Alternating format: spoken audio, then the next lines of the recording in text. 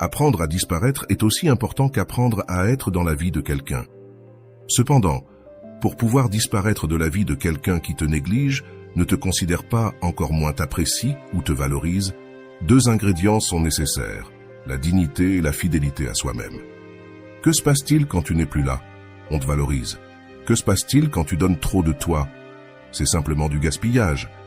Généralement, on entend souvent que lorsqu'une personne veut mettre fin à une relation, elle fait tout pour que la relation devienne un enfer, dans l'espoir que l'autre partie se lasse et décide de mettre un terme. Cependant, il existe un effet inverse, bien plus courant dans les relations, qui est l'auto-sabotage en faveur d'une relation vouée à l'échec. L'auto-sabotage dans les relations est une dynamique profondément destructrice dans laquelle une personne renonce à elle-même, à ses valeurs et à sa dignité, dans une tentative désespérée de maintenir la relation en vie. Cette renonciation ne se produit pas de manière consciente ou délibérée, mais est le résultat d'une série de petites concessions. Accepter des comportements qui nous blessent, justifier des manques de respect, et fermer les yeux sur des situations que, au fond, nous savons que nous ne devrions pas tolérer. Quand quelqu'un se trouve en situation d'auto-sabotage, il croit souvent protéger la relation, éviter les conflits et assurer sa continuité. Cependant, ce qui se passe réellement, c'est un sacrifice personnel qui érode lentement l'estime de soi et le bien-être émotionnel. En permettant que notre dignité soit compromise, nous envoyons un message à l'autre personne. Notre valeur est négociable et nous sommes prêts à supporter plus que ce que nous devrions, au nom de l'amour. Ce type de comportement n'affecte pas seulement la personne qui le réalise, mais a aussi un impact dévastateur sur l'attraction que l'autre personne ressent à son égard. La dignité et l'attraction sont intrinsèquement liées. Quand une personne perçoit que son partenaire ne se respecte pas, qu'il ou elle accepte d'être maltraité ou qu'il ou elle se contente de moins que ce qu'elle mérite, cette perception affecte l'attraction.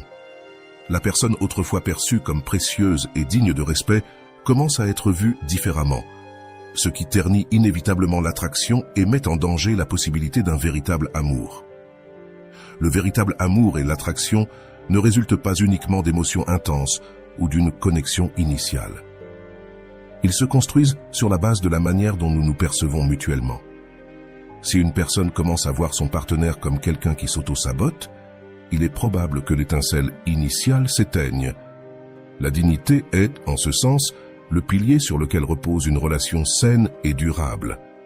Préserver notre dignité n'est pas seulement essentiel pour notre bien-être personnel, mais aussi pour maintenir l'attraction et le respect dans la relation.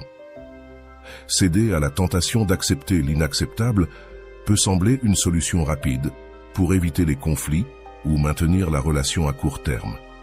Mais, à long terme, cette attitude ne fait que détruire la connexion émotionnelle. Loin de renforcer la relation, l'auto-sabotage la fragilise, érodant les fondations sur lesquelles elle devrait être bâtie. Il est donc crucial que chaque individu conserve sa dignité et ses valeurs, non seulement pour son propre bien-être, mais aussi pour la santé et la survie de la relation dans son ensemble.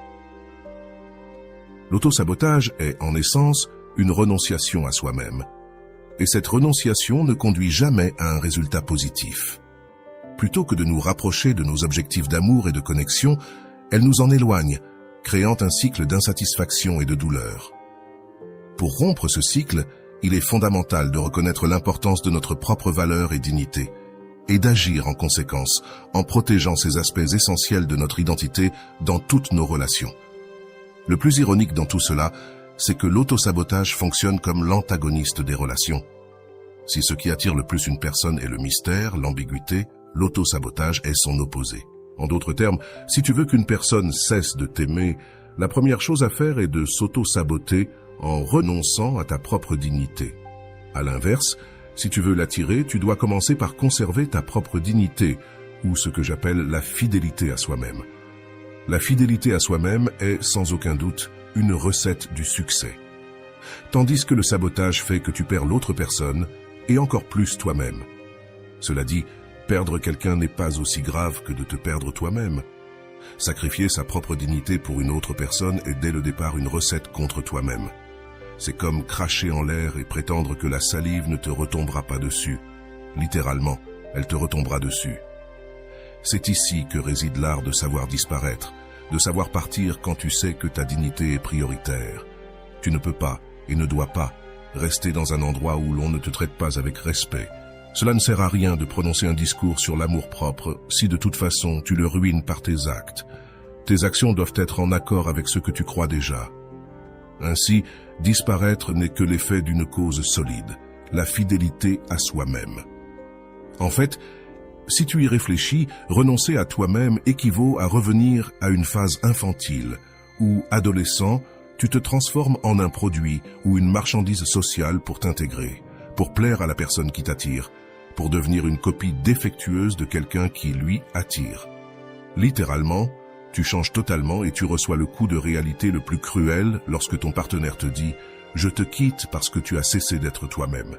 Tu n'es plus la personne dont je suis tombé amoureux. » Littéralement, tu as renoncé à toi pour te conformer et ce qui s'est passé, c'est que l'expérience t'a fait payer le prix. En renonçant à toi, tu as fait disparaître l'attraction. Ainsi, l'essentiel ici est de préserver sa dignité et sa fidélité envers soi-même. Quand une relation repose sur l'authenticité mutuelle, elle crée un espace où les deux personnes peuvent grandir individuellement et en tant que couple. Ce type de relation devient un refuge où chacun peut être vulnérable, exprimer ses pensées et émotions les plus profondes sans craindre d'être jugé ou rejeté. L'authenticité favorise la confiance et la confiance est le socle de tout lien durable. Cependant, lorsque quelqu'un décide de renoncer à son authenticité, l'équilibre se brise. En essayant de satisfaire l'autre à tes propres dépens, non seulement tu sacrifies ton individualité, mais tu érodes également la confiance dans la relation. Ton partenaire peut percevoir ce changement, et bien que tout semble aller bien au début, avec le temps, le manque d'authenticité devient une barrière insurmontable. Il est important de se rappeler que l'attraction ne repose pas uniquement sur l'apparence physique ou le fait de répondre à certaines attentes, mais sur la véritable connexion qui s'établit entre deux personnes qui s'acceptent telles qu'elles sont. Quand tu te présentes à quelqu'un avec ta véritable identité, tu dis « Voici qui je suis, avec mes forces et mes faiblesses, mes lumières et mes ombres. » Ce niveau d'honnêteté n'est pas seulement rafraîchissant, il est aussi irrésistible, car au fond, nous cherchons tous quelqu'un avec qui nous pouvons être complètement nous-mêmes. L'authenticité a également un impact sur la façon dont tu te perçois. Rester fidèle à tes valeurs et croyances te renforce intérieurement, te donne un sentiment de but et de direction. Quand tu vis en accord avec tes principes, tu te sens plus sûr de toi, plus complet, et cette confiance se reflète dans tes interactions avec les autres. Tu n'as pas besoin de l'approbation extérieure pour te sentir valable, car tu sais qui tu es et ce que tu vaux. Ce type d'assurance est incroyablement attractif et constitue la base pour construire des relations saines. D'autre part, lorsque tu sacrifies ton authenticité, tu commences à ressentir une déconnexion interne. Tu as l'impression de vivre une vie qui n'est pas la tienne, de jouer un rôle qui ne t'appartient pas. Cette dissonance interne ne génère pas seulement de l'insatisfaction, mais t'empêche aussi de ressentir le véritable amour et la véritable connexion. Tu es piégé dans un cycle de complaisance et de sacrifice qui te détourne de plus en plus du bonheur et du bien-être que tu souhaites. Il est crucial de reconnaître quand tu es en danger de tomber dans ce piège de l'auto-sabotage. Demande-toi, est-ce que j'agis en accord avec ce que je crois vraiment et ressens? Est-ce que je suis fidèle à moi-même dans cette relation? Si la réponse est non, il est temps de t'arrêter et de réfléchir. Maintenir une relation au prix de te perdre toi-même n'est jamais une victoire. En réalité, c'est la plus grande perte que tu puisses subir, car sans ton identité, sans ton authenticité, tout amour que tu recevras ne sera pas dirigé vers toi, mais vers la personne que tu prétends être. Ainsi, la clé pour entretenir des relations saines et durables est d'être fidèle à soi-même dès le début. Il n'y a rien de plus attractif qu'une personne qui sait qui elle est et n'a pas peur de le montrer. En préservant ta dignité et ton authenticité, non seulement tu protèges ton bien-être émotionnel, mais tu crées également des relations qui sont sincères, respectueuses et pleines de véritable amour. En fin de compte, c'est cette authenticité qui permet à deux personnes de vraiment tomber amoureuses, non pas d'une version idéalisée ou fausse, mais de qui elles sont dans leur essence la plus pure. J'espère que vous avez apprécié regarder ma vidéo. Si vous êtes toujours là, merci de laisser un commentaire sur ce que vous avez appris ou ce que vous aimeriez ajouter. Comme toujours, je vous souhaite du bonheur dans votre vie.